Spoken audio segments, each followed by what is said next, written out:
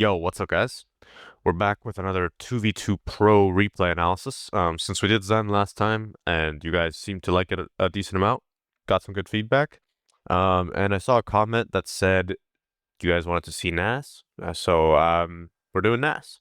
And this is a lobby that I found where Nass is playing with Archie against Tempo and apparently Jack, is the dot guy. So let's see what we can pick up from Nass today, and because I have not really looked at this replay, so this is also going to be kind of a live reaction from me.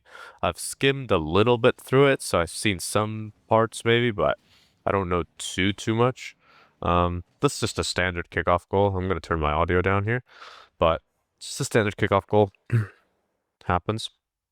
Nass does go down like 3-0 in this game to start. But him and Arch are doing the winning. So let's see what they do. Great cheat here, gets the boost, right? Controls the corner as well. This is a really good bang. A lot of people here, right, when it's on their backboard, they get kind of in the idea that like, well, I want to control it, right? I want to go for my solo play, I want to control the ball, blah, blah, blah. The thing is, what Nass is recognizing here is that Tempo is chasing because he hears him behind, just chasing, wall dashing, all that stuff, right? So he knows that Tempo's still on him. Here, he still hears the wall dashes. So he knows Tempo's close, and he just decides to just rip it. Because, well, if this guy over here is hard chasing with 0 boost, it's not a good play to control here. Because then Tempo could probably cut the rotation, right? Get a, touch on Nass, get a bump on Nass, whatever. Like, but Nass here can instead just bang the ball out. And now it's essentially a 2v1 for a little bit. Archie does not get the best first touch, but like this pass was really good because it speeds up the play and makes Appjack have to be in a 1v2 for a little bit. Nass couldn't quite go for demo or anything, but still, it was a really good bang to like speed up the play since he saw the tempo was overcommitted. Now here Nass is just gonna wait for the flip, tries to jump. That should have been a goal to be honest. But it's a great shot by Tempo as well. Not much Nass could have done better there in my opinion. Here he just bangs it out because he's trying to relieve pressure, right? Like Arch, who just got demoed, he's trying to bang it out, but it's not a very good bang, and he just gets scored on. In this scenario, it would have probably been better for Nass to try and control this, since in this position he can't really bang. Like if he just jumped down off of the wall and then empty jumped to, like go down even more and just like stay behind the ball and under the ball, maybe he could 50 this, but I mean, you could also argue that Tempo's on it, so I don't hate this too much. It's a pretty hard situation with his teammate getting demoed and him having no boosts, but perhaps could have done a little bit better. And now they seem to concede another kickoff. Yeah, just really good cheat by Appjack. So they do go down 3-0 here in the first 40 seconds. But I can tell you guys that the score of this game, I think, was 7-4. So they only do concede one more goal. Nass does get demoed, that's fine. This is a great force. What you'll see here is that by this point, Nass is jumping as first man, right? But like you see, he's not even double jumping. And now he's even tilting his card down. So he's like at no point in time here is Nass thinking, I'm going to try and save this. Which like, if you guys are playing, a lot of you are going to be thinking, oh, I need to save this and I'm going to like double jump. I'm going to try and save it, blah, blah, blah. This is a force for your teammate. Because Nass knows that Archie's behind him on backboard, which means, right, if you guys watched the last one, where we had a force low by Zen for Vatura, here's a force high, right, the standard force. Nass is going low on the ball, so Tempo cannot go under him physically. So Tempo has to go high, which goes into his teammate who's on backboard for a free save. And now from that, Nass just gets the boost, and then while Abjack is a bit overcommitted because Archie got a really powerful save out rather than, something soft like to the corner. So great play by Nass here to force in a way where he kept his momentum very high and could instantly get the boost. Great cheat here, good kickoff, good bump by Archie as well, and just composed shot. Like, I don't want to overanalyze, little things, but what you'll see here as well is like Nass is not jumping very early. Like he's jumping very late for this shot, which I know a lot of people, including myself, would often jump very early for this shot. So it's just something to keep in mind. Very composed on the finish here. So not rushing it by any means, not trying to get the ball in the back of the net as quickly as possible. Good kickoff. They do get the ball though, which is unfortunate. Just gonna wait behind Archie here. This is fine. Archie's just forcing at this point. And now, I mean, Abject doesn't really have any play, right? And Nass can just get a free touch above him. Great touch by Archie here and just doubles it in. Yeah, that's just a really good play by Archie. I mean, Nass is not doing too much here, it might feel like. But like here, he was just playing the miss or like a bad touch, right? Because if Tempo did mess up here and instead of going forward, came kind of backwards or towards Nass, then Nass would have just scored. So it was kind of good still. Just, he didn't get to have that situation. But it's a great play by Archie as well. Noticing that Tempo kind of got a bad reset, so he just instantly challenges. He's able to double tap it in. Good touch here. So, this is really good actually. And then goes for demo as well. Yeah, close. So, in this play, Nass is trying to jump for the ball. But then he realizes, oh, this ball is too close to me. I can't jump for this and like actually get any like useful touch. So then he doesn't go for the touch anymore, right? After he gets that little pop, like he doesn't try to stay on the ball. He doesn't try to like, whatever, do anything essentially. He just gets the little pop and then uses his flip to actually just get the boost. And now he's actually faster here than Tempo. If he didn't use the flip for this, he wouldn't have got this boost. And after he's just starved Tempo, well, only Abjack has boosters. Let's try and demo him. He does misread the movement. If he gets that demo, it's just a goal, but good play out nonetheless. Rotating back. Goes for a pinch here. I think the idea for this pinch is that Archie's really far away, and Nass does not want to have this 1v1. So Nass is trying to like relieve pressure, right? Like he does not want to have an attack start. So he's just, and he sees also that Abject's really close in the corner. So he's just going to pinch it out. Because this buys Archie time to position, right? And now look, guess what? That pinch, a lot of people would look at as, losing possession or giving the ball away. But now Nass's team is actually the one attacking, right? Because that pinch actually gave them space and time to move up. Now here he's just dodging the demo. That still get bumped, but he has the flip from it, so he's just fine. Gets an easy save. Takes a lot of time here, was what you'll notice. So like if we go back to this part, go at like 50%. So once he 50s Tempo here, now is when a lot of people would just jump, flip, panic, do all this stuff. Do you see that though? He just did the check with the tap, the right stick, to see behind him, and he sees that Abjack is really far away, and obviously Tempo is just on the ball, so there's not anyone on him, so he just takes time, right? He just controls. Now he does flick this early because he has low boost. He flicks it early so that he can speed up the play, just so he can go and get the mid boost and then slow it down again, and then speed it up again when it's time to actually try to make the play. So really good kind of pockets of speed from Nass here. Like he's not going super fast, super slow. He's like changing it constantly, right? Could try on the solo play again. Doesn't quite score, but doesn't really matter, right? Because he again takes the ball back and then just plays it. Well, you'll notice this is actually really, really smart by Nass, is Tempo has some control. He thinks that Tempo has some control, so he's kind of just staying by to, cut the rotation force for Archie. But then Tempo ends up messing up, right? So then Nass, instead of, just leaving the ball, sees that Archie is backwards. And guess what? If my teammate's backwards, he can't really play the ball that well. So I'm just going to take the ball back. I'm just going to take the ball back and then play it with the mid boost, because you also see that the mid boost is almost up. So he just touches it back, gets the mid, Archie gets the demo, and now he's playing 50 with Abjack, and like, guess what? There's no threat here. Like, Abjack has no play here. Now, now Archie can play the ball up the field. Nass just has a free possession now, right? Playing 50 again. Bit of an early jump from Nass, that's why he lost to 50. Wow, that's really smart. Fake, yep. Flick. Wow. Incredible play, genuinely.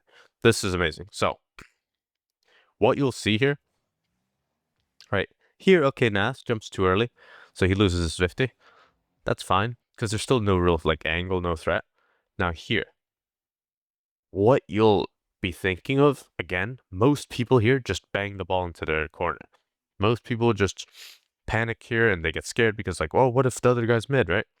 But what Nass knows is this. He knows that tempo has no boost and he's leaving the play, which means that when this 50 happens, he knows tempo is not instantly mid, right? He knows tempo is like has gone for the mid boost, and his timer, kind of like internal clock in his head, is working, and he sees the tempo. Well, he doesn't see, but he knows that tempo is probably like around the boost-ish area. So he ends up slowing it down, but then he expects tempo to be somewhat close, right? Because the timer has, had some time to tick. He expects tempo to go because tempo knows that he's in Nass's kind of shadow, right? Nass doesn't see or know where tempo is. At least that's what tempo thinks.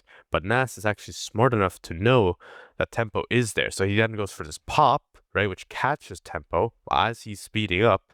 So the ball just goes over him. And then he dodges the bump. And then again, it seems like he's speeding up, right? Then he slows down and takes control. And then he speeds it up again with the fast play. So this goal, like, is a tap in for Archie, but Nass literally just 1v2'd. Perfect play. Because he's just playing slow, baiting in, boom, speeds up the play, boom, fake again, right? Because if he just shoots, it's kind of obvious. Zapjack's supersonic, probably going to save it.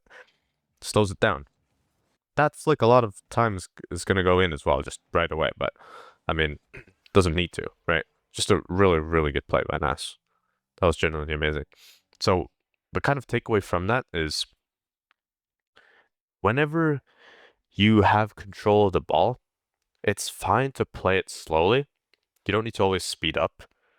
But the point is that you speed up at the right times, right? So you're speeding up whenever you're actually going to make a play.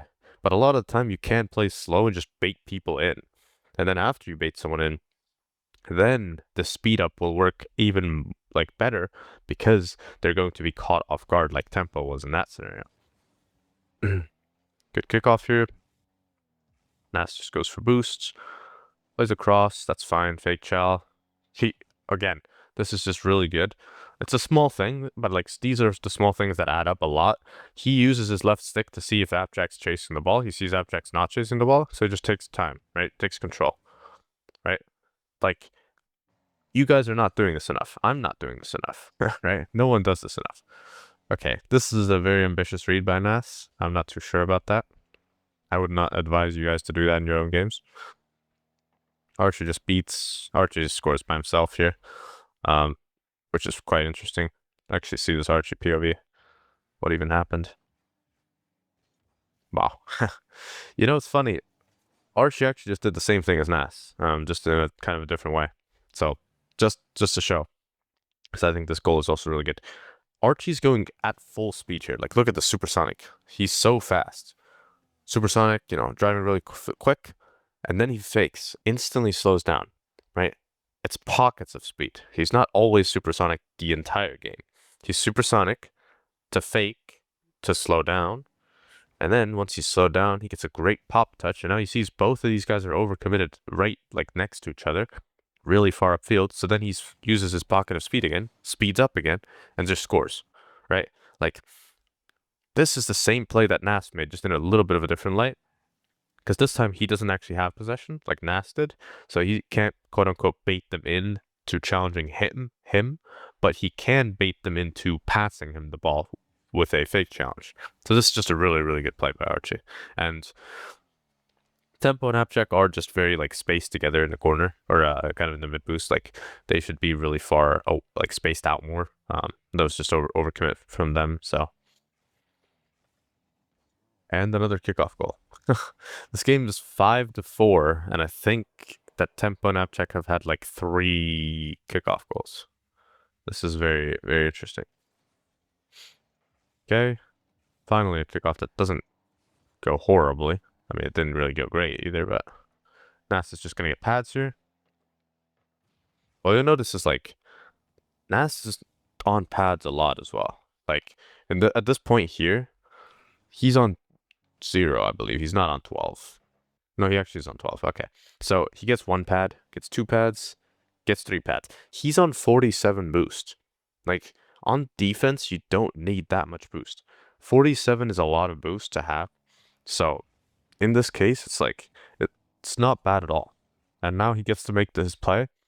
Not the greatest play, right? He gets shut down, but it's fine because he's back anyway, right? He didn't like full overcommit. So he's actually back in time for the save, right? Really good play. Yeah, this is just beautiful. Doesn't score, doesn't matter though. Like, look at the save, right? The save is slow, right? He's slow here, just driving. Then he flips. Now he's slow. Now look how much boost he uses to speed up, and then he uses like more boost and speeds up again. So he's again using these kinds of pockets of speed. He's playing really slow. So if I slow this down, he speeds up, then slows down again, makes Appjack think he's going slow, and then starts boosting again, uses like 25 boost just to get over Appjack.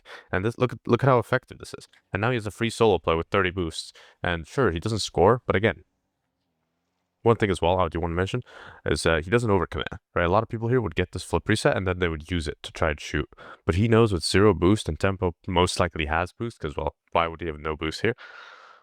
This is not going to be a goal, right? Like this is going to be a very easy save. So he ends up just using the flip for the flip reset for, a wave dash.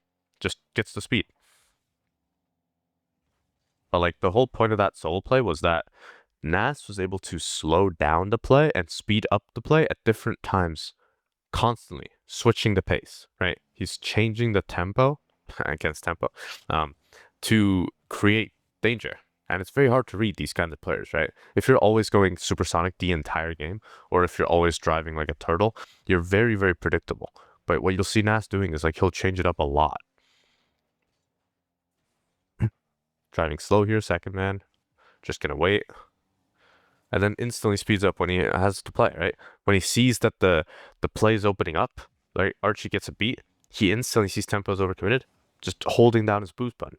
And you'll notice Nass is always like has boost, right? Like, look at this. He's just driving. He's not using any boost right now, second man. He's just driving around, maybe tapping his boost a little bit sometimes, but most of the time he's just driving. And then he always has the like adequate amount of boost to make his actual play. He's never like in this like 4 minutes and 10 seconds of this game. I don't think there's been a single time. Correct me if I'm wrong in the comments. I don't think there's been a single time where Nass has been unable to make a play because he's not had like any boost. Like every play he's able to make is actually threatening because he has the correct amount of boost for it. Now here we're just going for a back right corner kickoff. Just go behind. I think Nass actually sped up too much here, which made him really awkward. So this is a bit of a mistake. He doesn't get punished, but you see he comes into back post with like while supersonic, drives into the middle of the net, and then slows down. So now he's like under the ball, which makes it really awkward for him to jump. So then him and Archie end up double committing. Archie does get it, but like this would have been a lot easier for Nass if he just rotated like this, right? Like rotate whatever your normal pathing, but like you're a bit slower. So then now you're here, and now you're here, and you beat this, and he would beat this guy. Nass would actually beat Appjack and just probably score the 7th goal already here. So, obviously, even at pro level, people make mistakes like this, but they don't get punished for it this time. Goes for a reset. Don't know what that was. Just goes back. Just gonna let Archie go here for him, right? And then takes time, right? Makes a solo play. Very common in these kind of pro lobbies is that like instead of going for the ball here, right? Like Nass is going back. Like Nass has the ball coming towards him. He could try and turn around or backflip challenge or all these awkward things, but he knows that like he doesn't need to. It's quite unnecessary. So instead he just goes all the way back. Just lets Archie go for him, right? He does not need to challenge. And Archie gets a beat and then he has his old play. Sure, he doesn't score here because he messes up. He uses a bit too much boost on the takeoff, but doesn't matter, right? He's up 6-4 with 15 seconds left. He does not need to score. Now again, speeds up the play at the right time. Goes for his play. Just ends in a great 50, and that's game, right? I do want to also look at this last thing a little bit. Here, he's going really, really fast, but he still remains control of the ball. Then he slows down a little bit, right, to control it. He didn't go supersonic the whole time. And then now, once he's slowed down, then he again goes, really fast, right? And then gets a great 50. So What you'll notice that Nass has done a lot in this game is just he's changing his speed all the time. So if we kind of talk about the main takeaways from this replay, and the way Nass is playing it is number one, Nass is always changing his speed, right? He's not just zooming around the pitch like this, like literally going supersonic the entire time, taping down his boost button. And a lot of people do this. This is very common in, especially I feel like the champ, like high champ GC range, very common in GC. People will want to play fast and they'll think that this is playing fast whenever they're, doing what I'm doing right now in free play, which is I'm literally just, holding down my boost button as much as I can. Like, people think that this is how you play fast. The thing is, like, Nass was by far the fastest player in that lobby, but he was, like, all the time, he was not doing that, right? He would be fast, and then he would slow down like this. And then, when he was slowed down, then he would go fast, right? And he would get it over people. Or, the ball would come to him, and then he would just slow down. He would like bait them in or something. And then he would get this fast touch over someone, and then he would remain in control of the ball, slow it down again, right? And then once he's slowing down again, then he speeds it up again. Doesn't matter. He has so much variability into his plays because if you're always zooming around the pitch like this, everyone's always going to know that you zoom around the pitch like that, right? Like that's your only kind of play. Or if you're always doing this, and then trying to control it, you're very predictable. Whereas if you're the player who like, does a fake, slows down, right? Speeds up, and then speeds down again, and then goes for slow again, and then goes for like a bump, whatever, right? You have a lot of different creative freedom, kind of, whenever you're playing in a way where you're changing up your speed all the time.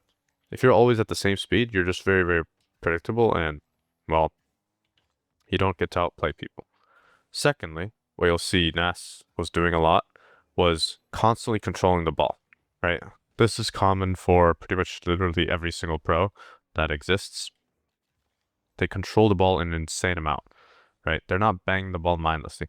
The times you did see Nass banging the ball in that game was to Archie, right? He was banging the ball as a pass. He was not just like on defense, like with the ball like in front of his net or something, and then just thinking like, oh yeah, I gotta bang this, oh this is scary. It's in front of my net, guys. I just gotta, bang, like he's not doing that. He's always thinking, oh well, where are my opponents, right? He's using his right stick, using the tap of the right stick, right, to see behind him. He's always checking his surroundings. Like here, he look to the left and then he say, oh, no one? Okay, fine. Now he sees there's someone, bait him in, right? And then do the tempo switching again. So, like, Nass is really, really aware in this replay, right? He's always aware of where his opponents are. Every single play that he made was that, led to a goal. Like, because his goals were essentially him solo playing, right? His goals came from him, firstly, being aware of where his opponents are, and then secondly, using that awareness of where they are to make the correct decision in terms of what speed he should be. So, if someone was close, then he would just take it fast, right? And he would take it over them, right?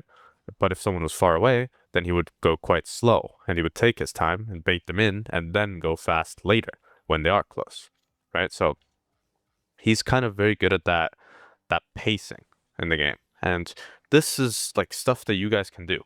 In that replay, other than, maybe a couple like ground to air dribbles or some foot resets or whatever, yeah, there was some mechanical stuff, obviously, because he's, it's a pro lobby, but there was in the actual goals themselves, there was nothing mechanical that you guys cannot do in your own games, right?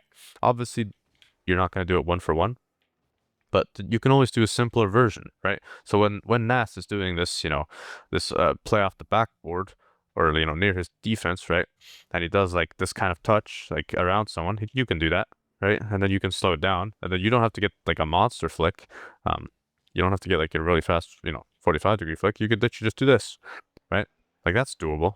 Like obviously depending on your rank and your mechanical skill, whatever you can actually do is going to be different, but the point is that Nass did not get carried by his mechanics to any of these goals. Like he didn't out-mechanic Appcheck and Tempo.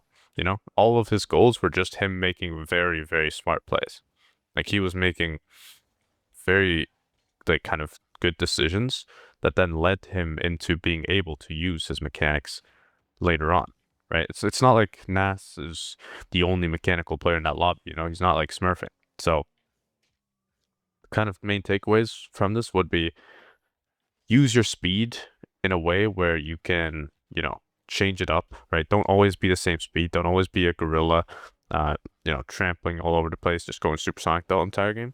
But also don't be this guy who's like driving like a little, like a golf cart, right? You don't want to be just slow, slow, slow. Like you want to be able to switch the pace up, right? Be unpredictable. And secondly, like you want to just be able to be aware of your opponents. Like look at where they are, right? And use all of the resources you have for that. So if I'm solo playing like this, I can do the left stick, right? See where they are. Oh, okay, there's no one near me. I just control, right? Oh, this is on defense. Oh wait, just see, see where they are. Boom, I'm awkward. Okay, right? And you can constantly kind of make these split-second decisions that will help in your games a lot more.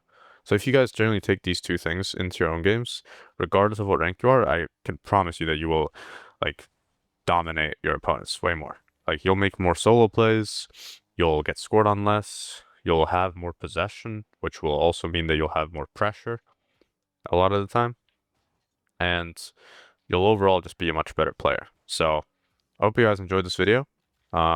If you guys have any recommendations, right, any players you want to see next, or anything like that for these kinds of replay analysis, because these, I love making these. I think this is really fun for me. I think it's very valuable for you guys as well, since, it's not very easy to look at pro gameplay yourself and see all these things. I feel like especially for kind of like a bit lower ranked players or mid ranked players or whatever. So I like making these.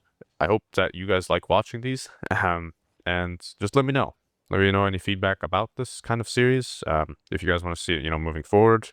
And let me know about players, right? So if you guys are interested in any one-on-one coaching as well, check out the first link in the description, my Metafy. I do these kinds of replay analysis for you guys as well, right? Where we just go through your mistakes, tell you what you're doing wrong, and then kind of give you a plan moving forward on how to fix that. So thank you guys for watching. Appreciate it. And I will see you guys in the next one. So peace out.